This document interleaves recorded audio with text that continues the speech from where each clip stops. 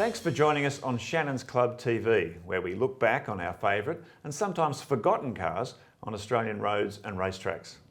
And if you haven't yet joined the Shannon's Club, sign up free on the website, where you can read the full stories from Mark and myself and connect with other enthusiasts.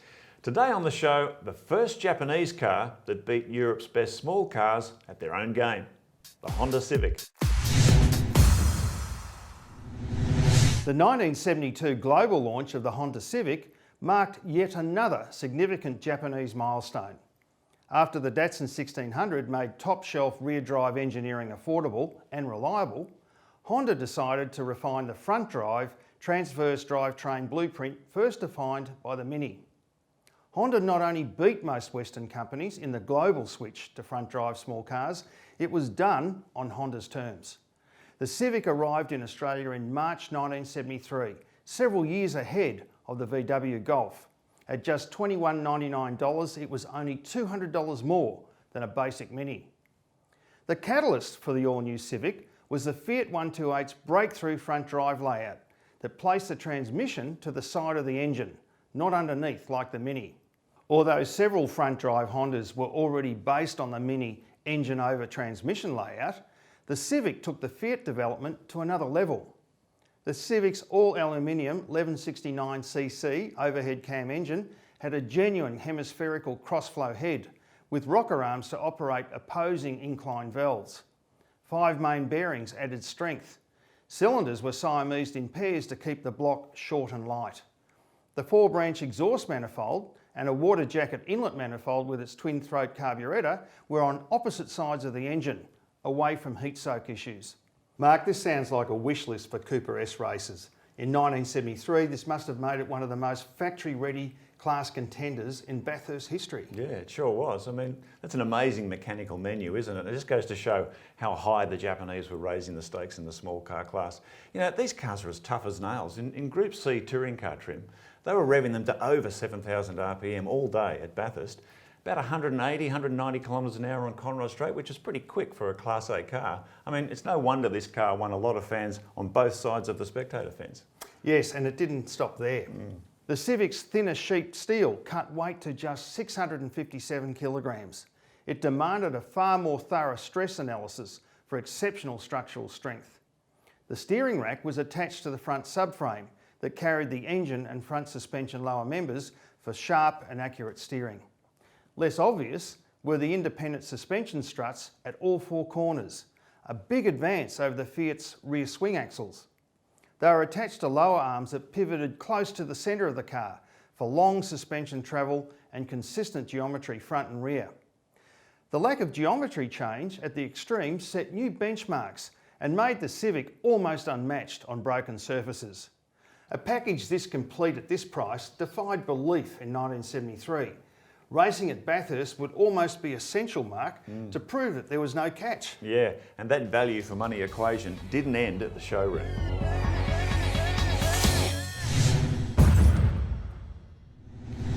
The original Honda Civic, released in Australia in 1973, was the right car at the right time for budget-minded touring car racers.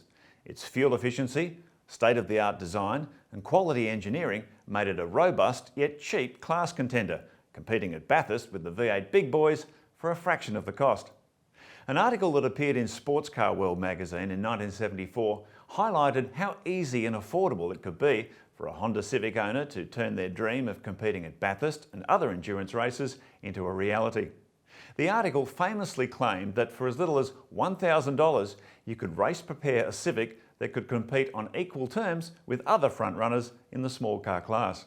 What the big-hearted little Honda lacked in physical size and engine capacity, it more than made up for with great reliability, sure-footed handling and spirited performance during 4 appearances on the mountain between 1973 and 1976. Joe, that article in Sports Car World, it really opened a lot of people's eyes to the ability of this car to fulfil so many different roles. I mean, you could even race it if you wanted to.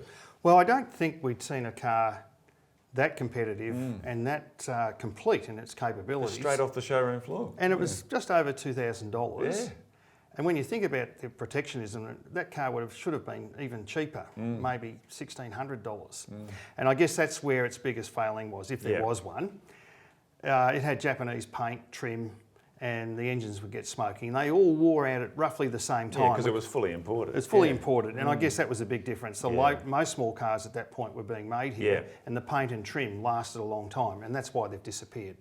They just all sort of just aged at one time, and that was it. And they were very hard to put back on the road. But what a car! And they just kept on going, and then they just stopped. Because a lot of people wouldn't realise, when they did local assembly of overseas models, how much that toughened the cars up for Australian conditions. Well, you had paint that took the sun for a start, and Yeah. colour range that was modified to take the sun. Trim was much thicker, so that when the sun cooked it, it didn't split. But Hondas, you'd see the foam come out of the seats would just explode, and the paint, especially the metallics, would sort of get very dull quickly. Yeah. But while you had that car, it was just fantastic. They definitely had a use-by date. The Civic competed at Bathurst in Class A for cars with engine capacities up to 1300cc. Against proven performance yardsticks like the 1275cc Mini Cooper S and Datsun 1200, the tiny Honda proved to be a consistent threat. Even though it missed out on a class win, it did finish an excellent runner-up in the 1974 and 1976 Bathurst 1000s. And it won the 1976 Manufacturers' Championship in fine style, with race and rally veteran Roger Bonham claiming 3 class wins and 1 second place from the 4 rounds.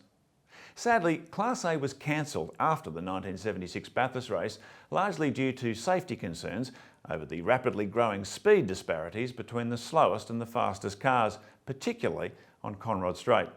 It was the end of a great era in which pocket rockets like the brilliant Honda Civic would never be seen again in the great race.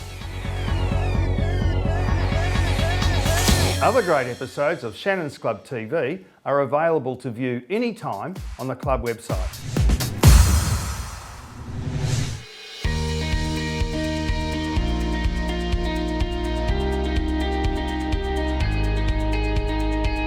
My name's Chris, I'm the owner of Honda World, and this is my 74 Honda Civic, orange in colour.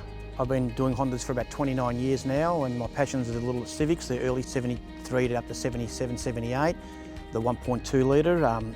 Orange is my favourite one, it stands out more than the rest, one of the earlier ones. It took a hard and long time to find what I was looking for. I was looking for one that was like a daily driver and kept in pretty good condition. This was a daily driver till 2007. And then we had to travel to New South Wales to find it, and exactly what it was. It's still got plastic on the doors, got the original vinyl seats and vinyl floor mats and everything else. So we brought it home, cleaned it, washed it and detailed it and put it in the showroom. It's been there for the last 8 years.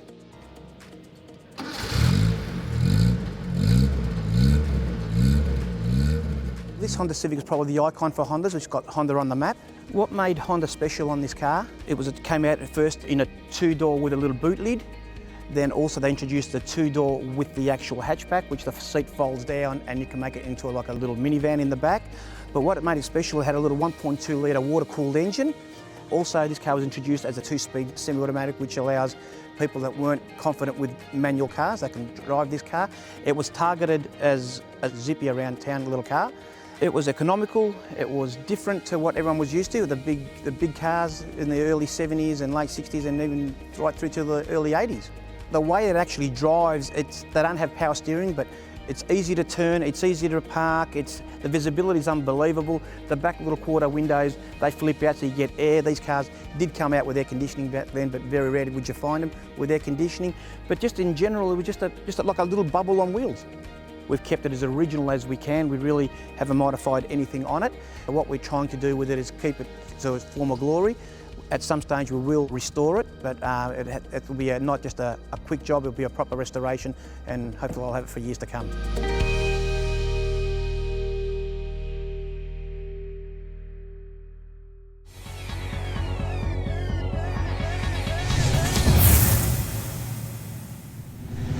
Shannon's National Auctions Manager, Chris Borobin, joins us with the latest on the Honda Civic. Hi Joe. Welcome to the show, mate. Thank you. First generation Honda Civic, that beautiful little 2-door sedan. How often do you see those across the blocks at the Shannon's auctions? We don't. Very, very rare. I mean, that right? Yeah, it's just one of those things that doesn't come up at auction. again, what's the reason for it? Is it because a lot of those were really, used to the nth degree of their life, and then even some of them passed down to their kids? And Oh, okay, so you're talking about availability as I think opposed to so. desirability. Yeah, I They've all think just so. been run into the ground, is that? Yeah. potentially some of them have. I mean, I think we, recently we had a call from a lady who still had one from new and that been in right? a garage for a number of years. So, you They are don't know rare. what to expect. Yeah, they are. Yeah. Yep. So I guess really good car if you can find one. If you can find a Survivor. It's the ground floor right now, isn't it, for the Civic? And Yeah. it's a car that I think is going to become quite significant in time to come. It really was the first Japanese front drive car, Great mainstream. little thing. Absolutely successful. People remember them with really fond memories. Yep. Interesting colours. Yeah, we could say that, can't we? Yes. Yep. And that two-door body style with that little boot at the back, it was Beautiful. quite distinctive. And Yes. it was an upgrade on sort of the Mini in a way. And it took a while for the normal Minis to come up, so we can see the same trend happening with the Civic. It was, I always look at it as a sort of a Japanese version of the Mini. I remember it. Clearly there were so many of them around, and a very practical little car, fuel, very fuel efficient, reliable, and I think that's probably why people just kept on driving them. But what sort of a margin is there? Say someone got a rough one and they were thinking, I'm going to restore this. Like, is it worth spending a lot of money on it? Like, what's the return? I don't think there's a huge margin in it, given the cost of restoration these But days. that could change, couldn't it, over It could the years? change, yeah. But I think for people who are passionate about the brand and remember these cars, it's an interesting little car to have in the collection. Yeah. Well, thanks, Chris. And remember, you can get all the latest auction news on the Shannon's Club website. If you'd like your own image of the Honda Civic in competition, visit autopix.com.au. Yeah, it's amazing thinking about the original two-door sedan, the original generation of Honda Civic. I was only a kid when this car came out, but I remember there was an enormous amount of excitement about it. It really was a sensation in the small car class. And I guess when you look at its packaging, it's still relevant today. Well, I guess the significance of the Civic is that no one thought the Japanese would come down this line in a cheap small car. And as we know from the rear drive, the very simple rear drive cars, their whole premise was based on reliability and simplicity. Honda Civic, not quite simple. And with BMC cars, they had a reputation for being complicated and unreliable, to the point where they had to go back to rear drive with the Marina. Yeah. Here's Honda going with their front drive formula, and it proved once and for all that it could work. And it was the start. And I think it was in as much as 20 years ahead of some other Japanese manufacturers before they switched over. And the Honda Civic showed what that layout could achieve. Yeah, and when you think about it, the DNA from that car has just gone through so Right many through to decades. today's cars. Yeah, there's no deviation. very from it at all. pivotal car, wasn't it? Yes, yeah. Well, we hope you've enjoyed this nostalgic look back at the Honda Civic, and we'll catch you next time on Shannon's Club TV.